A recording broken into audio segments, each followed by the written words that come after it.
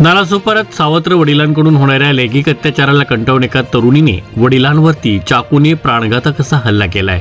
सोमवारी दुपारी 3च्या सुमारास ही घटना नालासोपारा पूर्वेच्या संतोषी भुवन येथे घडली आहे।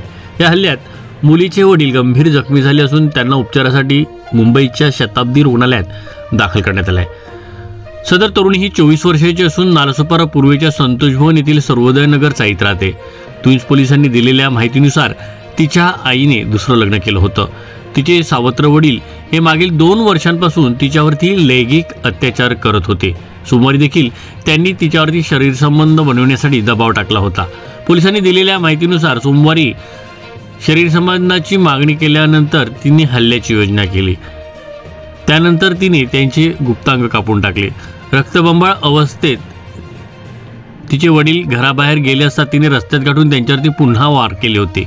माझ्यावरती लैंगिक अत्याचार करत असल्याने मी हा हल्ला केला असं तिने लोकांना सांगितलं। हातात चाकू घेऊन फिरत असलेल्या या तरुणीचा व्हिडिओ तेथील स्थानिकांनी काढला आहे। सध्या ट्विन्स पोलिसांनी तिला ताब्यात घेतलं असून पुढील तपास सुरू आहे।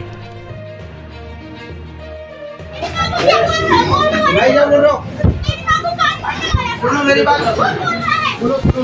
बात सुनो, आप पहले हाथ से जाओ।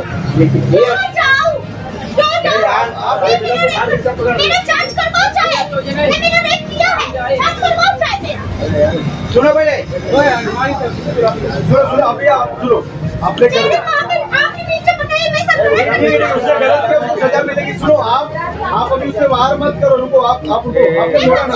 फोन करता हूँ। मेरी माँ को छूने छोड़ कर जाओ, मेरी माँ को तुम मेरे साथ जबरदस्ती करके सोने की कोशिश कर रही थी, जबरदस्ती करके सोने की कोशिश कर रही थी। ऐसा मत करो मेरी माँ को, ऐसा बोल रहा था अजय भाई, जबरदस्ती।